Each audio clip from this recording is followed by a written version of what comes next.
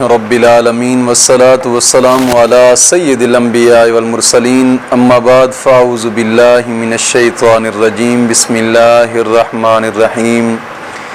اہدنا الصراط المستقیم صدق اللہ مولانا العظیم۔ روحانی پاورفل وظائف میں سے آج ایک اہم سبق دوستوں کی نظر کرنا ہے، کیونکہ کافی عرصہ بعد آج حاضری ہوئی ہے، کافی دنوں کے بعد، کیونکہ مدرسے کا کام بھی زیر تعمیر ہے اور پھر میری کچھ اپنی ذاتی مجبوریاں ہو گئیں جن کی وجوہات سے کافی غیر حاضریاں ہوئی ہیں، اور دوستوں سے میں عرض کروں گا کہ درس گاہ کی چھت ہونے والی ہے جس کی وجہ سے خرچ اخراجات ختم ہو گئے ہیں، چھت نہیں ہو سکی درس گاہ کی۔ جو دوست آپ اپنی آخرت سنوارنے کے لیے، اپنے والدین کی ایصال ثواب کے لیے اس میں حصہ ڈالنا چاہیں بنا کر دے دیں تو کیا ہی بات ہے۔ تو دوستو، کافی دنوں کے بعد آج جو اہم سبق دینے لگا ہوں وہ ایک خاص سبق ہے کہ محبت کی دنیا کا آخری مجرب وظیفہ، اگر اس سے بھی کام نہ ہوا نا تو وظیفے کرنا چھوڑ دو، کیونکہ یہ انتہا ہے۔ بس پھر سمجھو کہ اب کام بالکل نہیں ہوگا، یعنی یہ ایک انتہا درجے کا ایک آخری وظیفہ میں بتا رہا ہوں۔ لیکن وظیفہ کرنے سے پہلے شرائط کو مد نظر ضرور رکھیں۔ نماز کی پابندی اشد ضروری ہے، ہر حال ضروری ہے نماز کی پابندی۔ اور جو کہتے ہیں کہ یار ہم تو کھڑے ہو کر نماز نہیں پڑھ سکتے، آپ بیٹھ کر پڑھیں، نبی کی شریعت تو فرماتی ہے جس طریقے سے پڑھنا چاہیں پڑھ سکتے ہیں آپ نماز۔ تو کوشش کریں کہ نماز کی پابندی ہر حال ضروری ہے، اور ہر نماز کے بعد 11 مرتبہ کلمہ طیبہ اور 11 مرتبہ درود پاک، یہ بھی اشد ضروری ہے۔ اور پھر اس وظیفے کو کرنا تو انشاءاللہ العزیز آپ کو یہ وظیفہ ضرور فائدہ دے گا، ضرور، اور ہر حال فائدہ دے گا۔ کوئی مشکل وظیفہ نہیں ہے۔ کوشش کریں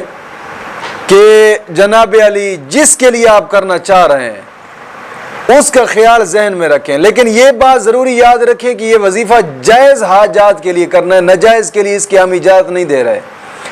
جائز حاجات کے لیے آپ کر سکتے ہیں، بہن بھائی کے لیے کر سکتی ہے، بھائی بہن کے لیے کر سکتا ہے، بیوی شوہر کے لیے کر سکتی ہے، شوہر بیوی کے لیے کر سکتا ہے، بیٹا باپ کے لیے کر سکتا ہے، باپ بیٹے کے لیے کر سکتا ہے، ماں بیٹے کے لیے کر سکتی ہے، بیٹا ماں کے لیے کر سکتا ہے، یعنی وہاں جہاں کے محبت سچی ہے اور حقیقی محبت ہے اس کے لیے آپ اس وظیفے کو کر سکتے ہیں، اور انشاءاللہ العزیز ہر حال میں اس کا آپ فائدہ اٹھائیں گے۔ اور کوشش کریں کہ جائز کے لیے کریں، ناجائز کے لیے بالکل نہ کریں۔ ایک خاص وظیفہ ہے، اور اس وظیفہ کو کرنے کا طریقہ کار یہ ہے، وقت کوئی سا بھی مقرر کر لیں، کوئی سا بھی وقت مقرر کر لیں۔ اس کے لیے لازمی نہیں ہے کہ دن ہو یا رات ہو یا عصر کی نماز ہو، ظہر کی نماز ہو، مغرب کی نماز ہو، فجر کی نماز ہو، نہ، کوئی بھی آپ وقت مقرر کر سکتے ہیں۔ وقت مقرر کر کے باوضو بیٹھیں، وضو کریں، پہلے وضو کرنے کے بعد چھوٹی سی چیز صدقہ کر دیں، بھلے جتنا جی چاہے آپ 100 روپے کی چیز تقسیم کر سکتے ہیں، 10 روپے کی چیز تقسیم کر سکتے ہیں، روپے کی بھی چیز تقسیم کر سکتے ہیں، اخلاص سے نیت سے صدقہ ہو، بس کوئی بھی چیز ہو، اخلاص نیت سے صدقہ کر کے، اور پھر جناب علی آپ مصلی رسول پہ بیٹھیں، مصلی رسول پہ بیٹھ کر پہلے 11 مرتبہ درود تنجینہ پڑھیں، پھر اس کے بعد 101 مرتبہ سورۃ فاتحہ پڑھیں، 101 مرتبہ سورۃ فاتحہ پڑھ کر پھر جناب علی 11 مرتبہ درود تنجینہ پڑھیں۔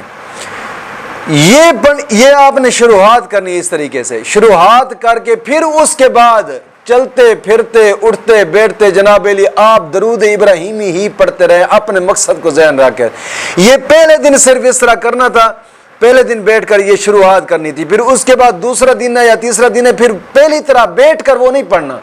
بس لگاتار درود ابراہیمی ہی پڑھتے رہنا ہے. زیادہ سے زیادہ 5 دن ہی گزریں گے, 5 دن ہی گزریں گے, اس سے زیادہ وقت نہیں گزرے گا. انشاءاللہ العزیز آپ کا مقصد حاصل ہو جائے گا جو پاک محبت والا ہے انشاءاللہ العزیز. مولا کریم دین متین کی سمجھ عطا